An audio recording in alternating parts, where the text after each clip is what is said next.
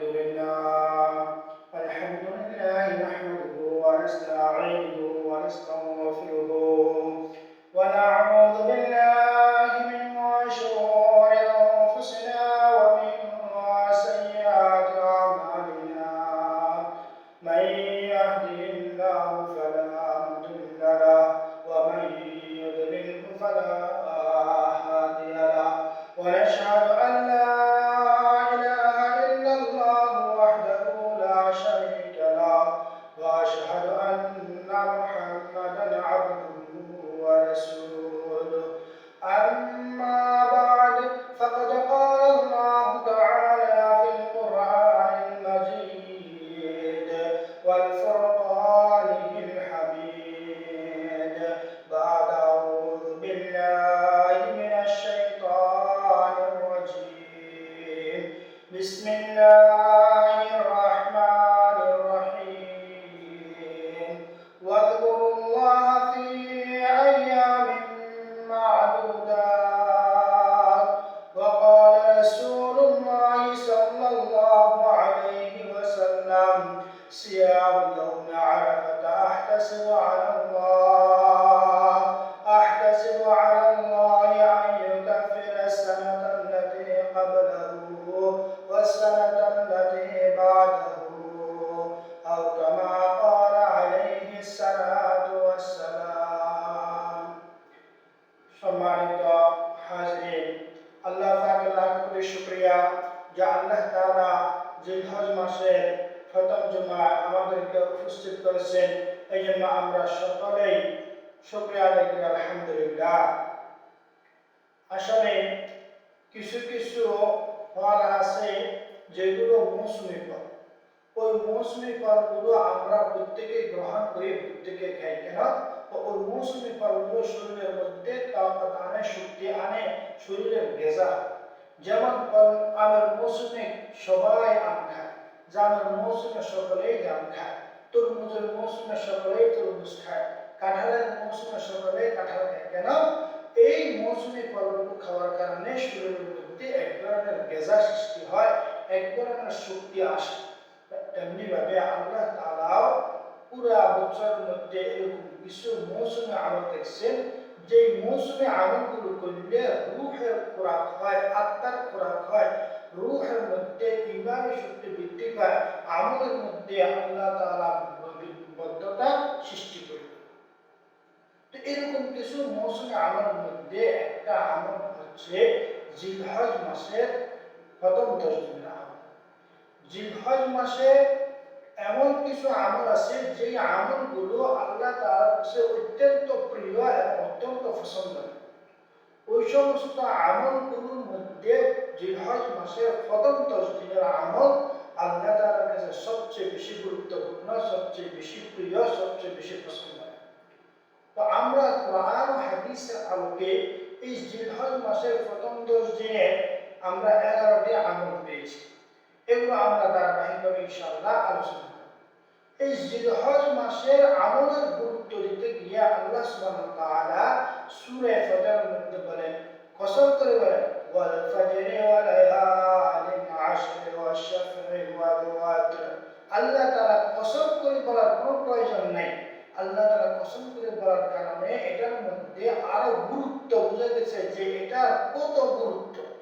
এই গুরুত্ব বোঝানোর জন্য আল্লাহ তাআলা কসম করে বলতেছে ওয়ালায়ালিন আশরি, অর্থাৎ জিলহজ মাসের প্রথম 10 দিনের আল্লাহ তাআলা শপথ করে বলতেছে যে বান্দা তোমরা এই 10 দিন আমল করো।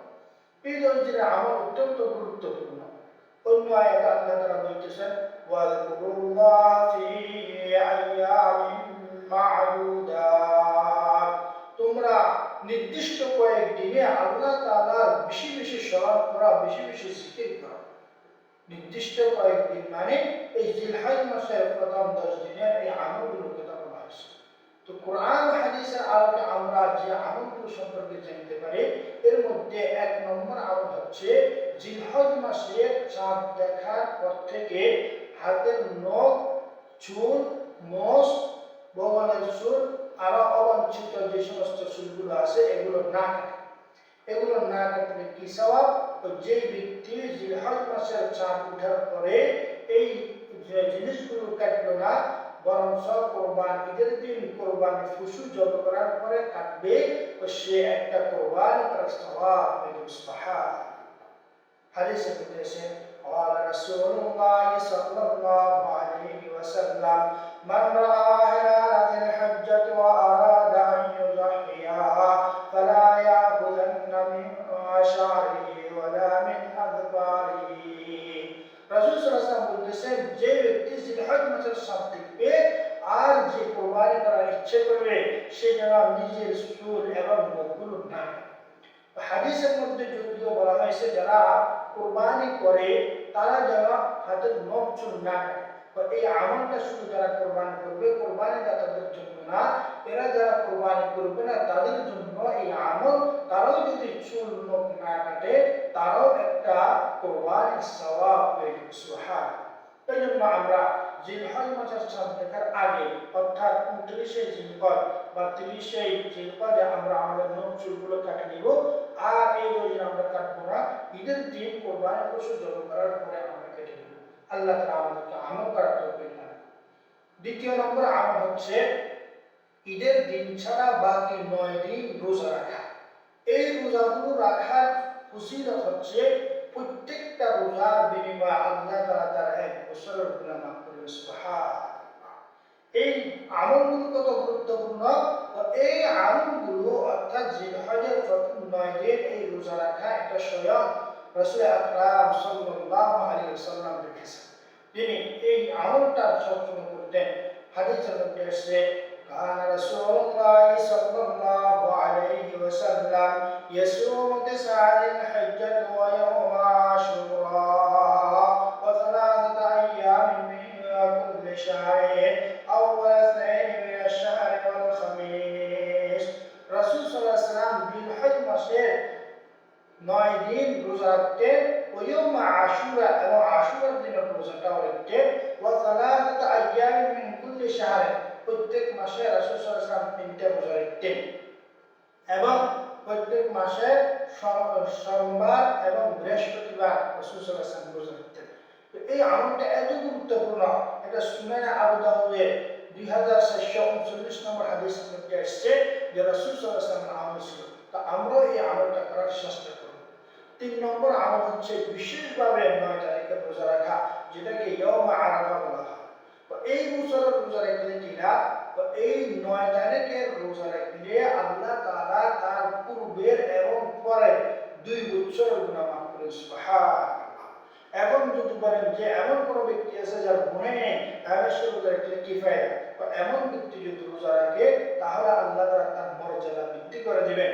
এবং এই হাদিস আমাদেরকে আরেকটা ভবিষ্যৎবাণী দেয়, সেটা হচ্ছে যারা আরাফার দিনে রোজা রাখবে সে আগামী আরো 1 বছর জীবিত থাকবে। এটা গ্যারান্টি হয়ে। সুবহানাল্লাহ। অর্থাৎ কিভাবে, তো আল্লাহ তাআলা তার এই রোজার কারণে পূর্বের 1 বছর গুনাহ মাফ করে দিবেন, পরের 1 বছর গুনাহ মাফ করে দিবেন। তো পরবর্তী 1 বছরের গুনাহ মাফ করবেন ওই ব্যক্তি জীবিত থাকলেই। তাহলে বোঝা গেল যে আরাফার দিনে রোজা রাখবে সে আর 1 বছর জীবিত থাকার গ্যারান্টি পেয়ে গেল। এই রোজার ফজিলত সম্পর্কে সহিহ মুসলিমের 1162 নম্বর হাদিসের মধ্যে এসেছে قال رسول الله صلى الله عليه وسلم صيام يوم عرفة أحتسب على الله أن يكفر السنة التي قبله والسنة التي بعده। রাসূল সাল্লাল্লাহু আলাইহি ওয়াসাল্লাম বলেন, আমি আশা রাখি যে ব্যক্তি আরাফার দিনের একটা রোজা রাখলো আল্লাহ তাআলা তার পূর্বের 1 বছরের গুনাহ এবং পরের 1 বছরের গুনাহ মাফ করবেন। সুবহান। এই জন্য আমরা জিলহজ মাসের 1 তারিখ থেকে 9 তারিখ পর্যন্ত এই 9টা রোজা রাখার চেষ্টা করব।